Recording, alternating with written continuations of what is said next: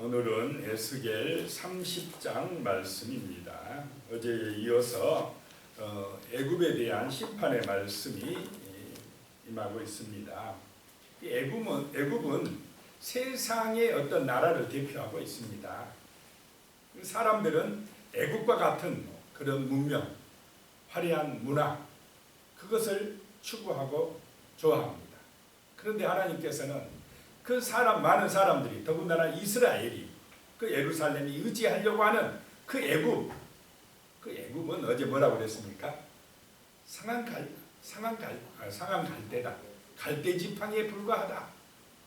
그러니까 사람들은 막 눈에 보이는 어떤 그런 거, 멋진 거 따라가려고 하는데 그 보이는 문명은 무상문화다라고 하는 것입니다.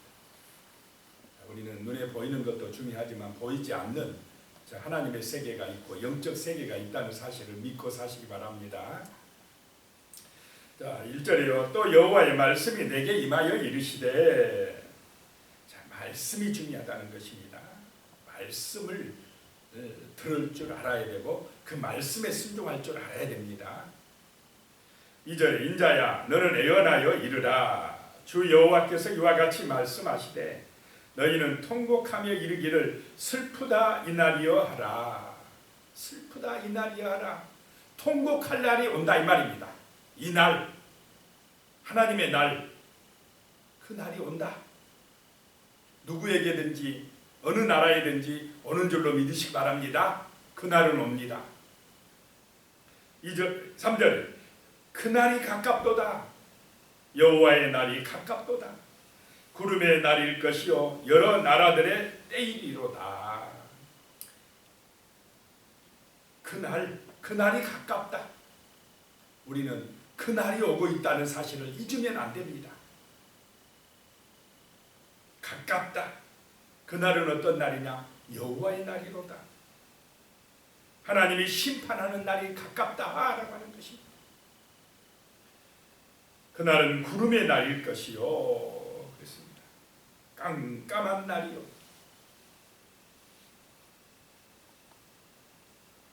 빛이 없는 그 날이 온다 이 말입니다. 여러 나라들의 때이리로다. 애굽이 강대국이니까 애굽과 함께 같이 애굽을 의지하고 애굽을 믿고 살아가는 그 나라들에게 이 여호와의 날이 온다라고 하는 것입니다. 세상을 의지하고 우상 문화에 빠져서 자기 영광을 추구하는, 자기 욕심대로 사는 그런 사람들에게 그 날이 온다라고 하는 것입니다.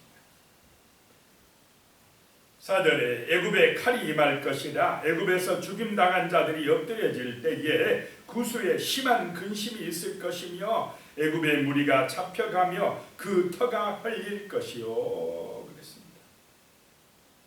애굽에 칼이 임한다라고 하는 것입니다.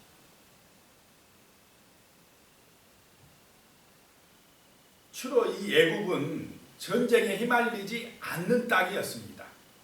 그래서 번성할 수가 있었던 것입니다. 그래서 이스라엘이 어려움 당할 때마다 피난지로 선택하는 것이 주로 이 애굽 땅이었습니다. 안전지대다라고 하는 것입니다. 그래서 번성했던 이 애굽이 하나님께서 이제 심판하실 때는 안전하지 않다라고 하는 것입니다. 절대적인 안전지대는 없는 줄로 믿으시기 바랍니다.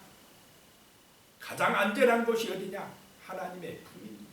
하나님이 지켜주실 때 안전하지, 그냥 돈이 많아지면 안전할 것 같고 군사력이 강해지면 안전할 것 같고 그걸 믿고 그렇게 되는 게 아니라는 것입니다.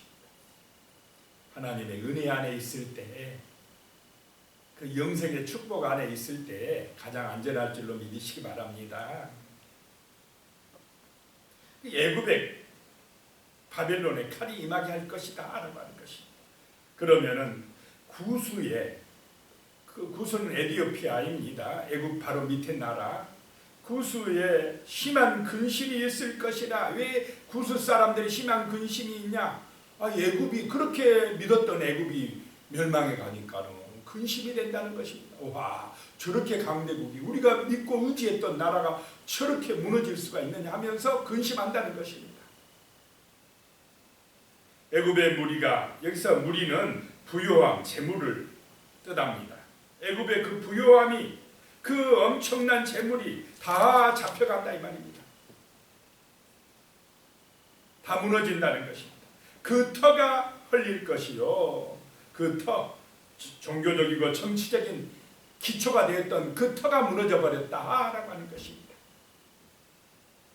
5절에요. 구스와 북과 룻과 모든 섞인 백성과 국과 및 동맹한 땅의 백성들이 그들과 함께 칼에 엎드려지리라. 동맹한 나라들도 애굽을 의지해서, 그 애굽의 그 번성함에 의지해서 살아가던 함께한 그 동맹한 나라들도 같이 뭐하리라요? 무너지리라, 엎드려지리라 라고 하는 것입니다. 애굽을 믿었다가 함께 망해간다 라고 하는 것입니다. 이 구스, 에티오피아, 붓은 지금의 리비아, 룻, 리디아라고 하는 그런 나라입니다. 굽은 누비아라는 나라, 다 그 애굽 주변에 있는 나라들이 애굽과 함께 망한다는 것입니다. 6절에 보면요, 여호와께서 이같이 말씀하셨느니라. 애굽을 붙들어 주는 자도 엎드려질 것이요, 애굽의 교만한 권세도 낮아질 것이라. 믹돌에서부터 수헤네까지 무리가 그 가운데에서 칼에 엎드려지리라. 주 여호와의 말씀이니라 라고 말씀합니다. 애굽을 붙들어 주는 자, 애굽과 함께 동맹한 자들. 그래서 사람도 친구를 잘 사귀어야 망하지 않은 줄로 믿습니다. 어떤 친구를 사귀느냐, 어떤 사람을 가까이 하느냐가 중요하다는 것입니다. 정말로 우리는 하나님을 가까이 하는 신실한 믿음의 사람들 되시기 바랍니다. 세속화, 세상 문화, 애굽을 의지하고 따라가는 그런 사람들이 아니라 진리의 말씀을 믿고 의지하는 하나님의 사람들, 거룩한 백성들이 되시기 바랍니다. 그래가지고 이 참된 믿음의 백성들과 함께 어울리는 게 복이라는 것입니다. 그렇지 아니하고 세상 사람들과 동맹하고 거기 의지하고 따라가고 어울리면 세속화되는 것입니다. 망하는 길로 가는 것입니다. 이 애굽의 교만한 권세도 낮아질 것이고, 믹돌에서부터 수헤네까지 칼에 엎드려지리라. 믹돌에부터 수헤네까지, 우리로 말하면 저 백두산에서부터 남쪽 한라산까지 전체 애굽 나라 전체가 다 엎드려질 것이다 라고 하는 말씀입니다. 7절에 황폐한 나라들 같이 그들도 황폐할 것이며, 사막이 된 성읍들 같이 그 성읍들도 사막이 될 것이며, 그 애굽의 화려한 도시들이, 문명들이 황폐하게 되고 사막같이 되리라. 참 무서운 경고의 말씀입니다. 언제 그런다고요? 그날이 오면, 심판의 날이 그렇다라고 하는 것입니다. 우리가 이 세상에 지금 화려한 문명을 가지고 있지만은 그 문명을 의지하면 그날에 무너진다는 것입니다. 하나님을 의지하는 은혜가 임하실 줄로 믿습니다. 하나님이 우리의 힘입니다. 하나님이 우리의 소망이고, 그래야 우리에게 영원한 새 하늘과 새 땅이 열려진다라고 하는 것입니다. 8절에요. 내가 애굽에 불을 일으키며 그 모든 돕는 자를 멸할 때에 그들이 나를 여호와인 줄 알리라. 하나님이 강조하는 것은 애굽 백성들도 그 동맹한 나라 사람들도 다 하나님을 알게 하고자 한다는 것입니다. 하나님을 아는 것이 은혜요 축복인 줄로 믿습니다. 내가 여호와인 줄 알게 되리라 라고 하는 것입니다. 9절에 그날의 사절들이 내 앞에서 배로 나아가서 염려 없는 구스 사람을 두렵게 하리니 애굽의 재앙의 날과 같이 그들에게도 심한 근심이 있으리라. 이것이 오리로다. 그 애굽이 멸망하니까 애굽 사람들 중에 그 사절단, 이 사절들은 애굽이 멸망하자 구스 나라로 배 타고 피난 갔던 사람들입니다. 그 사람들이 구스에 가서 이야기하니까 애굽이 망했다 하니까 구스 사람들도 막 염려한다 이 말입니다. 근심한다는 것입니다. 10절이에요. 주 여호와께서 이같이 말씀하셨느니라. 내가 또 바벨론의 느부갓네살 왕의 손으로 애굽 무리를 끊으리니 그랬습니다. 하나님께서 바벨론을 들어서 그 느부갓네살 왕의 손으로 애굽을 심판하신다는 것입니다. 자, 이렇게 말씀하시는데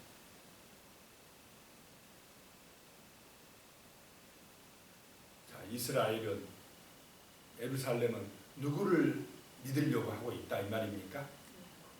자꾸 그 예레미야 선지자, 에스겔 선지자의 말씀을 거역하고 애굽을 의지하려고 한다 이 말입니다. 바벨론에 항복하고 바벨론과 같이 해라. 하나님께서 바벨론을 통해서 역사하신다. 그래도 그 말씀을 받아들이지 못하고 이 무너져가는 애굽에 의지해가지고 뭔가 우리 예루살렘을 한번 안 망하게 해야 되겠다. 이렇게 나오고 있다는 것이 문제라는 것이 에스겔이 말하는 게 지금 이스라엘이 들으라고 하는 말입니다. 12절이요. 내가 그 모든 강을 마르게 하고 그 땅을 악인의 손에 팔겠으며 타국 사람의 손으로 그 땅과 그 가운데 있는 모든 것을 황폐하게 하리라. 나 여호와의 말이니라. 내가 그 모든 강, 이 나일강, 어제 말씀드렸죠. 어마어마한 강, 그 나일강 6,400km, 그리고 그 나일강 물을 끌어들여 가지고 또 지류를 만들어 운하를 건설하고 하는 이 다양한 지류들이 많이 있는데 그 모든 강을 뭐 하리라요? 마르게 하리라. 애굽의 문명이 애굽이 자랑하던 나일강을 마르게 함으로 그 문명이 무너지게 하리라 하라고 하는 것입니다. 그 땅을 악인의 손에 팔겠다라고 하는 것입니다. 13절에요. 주 여호와께서 이같이 말씀하셨느니라. 내가 그 우상들을 없애며 신상들을 롯 가운데서 부수며 애굽 땅에서 왕이 다시 나지 못하게 하고 그 땅에 두려움이 있게 하리라. 이 롭은 고대 남부 애굽의 수도입니다. 그러니까 신상 우상들이 많이 있는데 그거 다 무너지게 하리라 라고 하는 것입니다. 그 밑에도 쭉 보면 이제 애굽의 도시들 뭐 저 위에 상부에 있는 도시든 하부에 있는 도시든 뭐 이런 도시들을 다 하나님께서 무너지게 하리라 라고 하는 내용들이 쭉 나옵니다.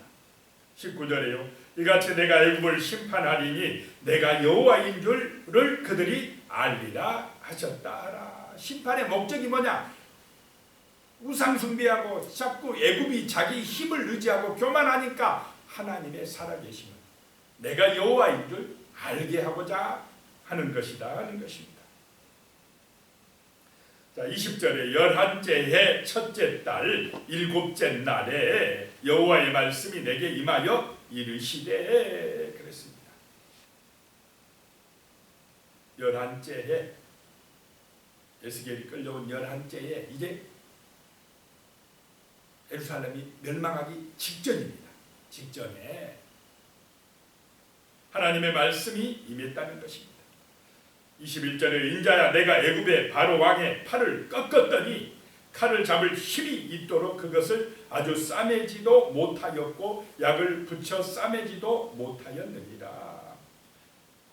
애굽 왕의 팔을 꺾어가지고 칼도 못 들게 애굽이 무너지게 했다라고 하는 것입니다. 22절에 그러므로 주 여호와께서 이같이 말씀하셨느니라. 내가 애굽의 바로 왕을 대적하여 하나님이 대적하여 그 두 팔 곧 성한 팔과 이미 꺾인 팔을 꺾어서 칼이 그 손에서 떨어지게 하고 이미 한번 애굽을 쳤다 이 말입니다. BC 605년에 한번 하나님이 쳐서 한 팔을 꺾어놨는데 이제 또 한 번 더 이 예루살렘이 멸망하기 전에 또 한 번 또 다른 팔도 꺾어버렸다는 것입니다.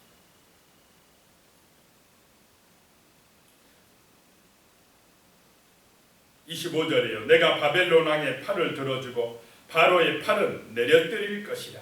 내가 내 칼을 바벨론 왕의 손에 넘기고 그를 들어 애굽 땅을 치게 하리니 내가 여호와인 줄을 그들이 알리라 라고 말씀하고 있습니다.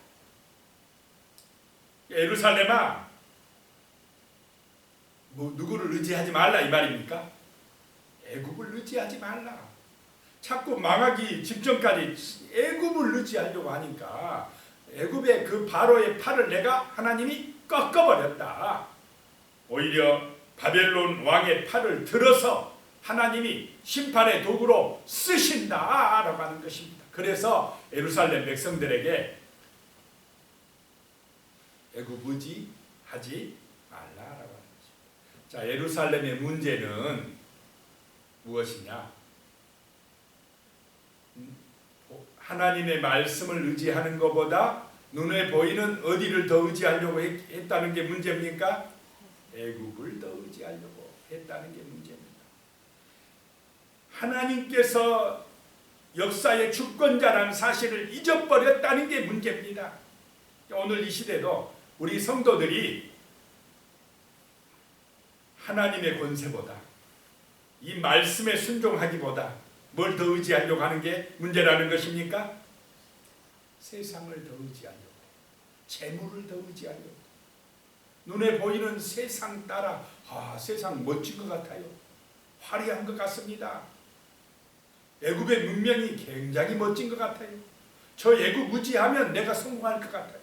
저 세상 따라가면 내가 부유해질 것 같다. 이런 생각에 빠진다는 말입니다. 그게 함정입니다. 우리는 눈에 보이는 세상보다 진리의 말씀에 순종하시기 바랍니다. 말씀으로 은혜 받으시기 바랍니다.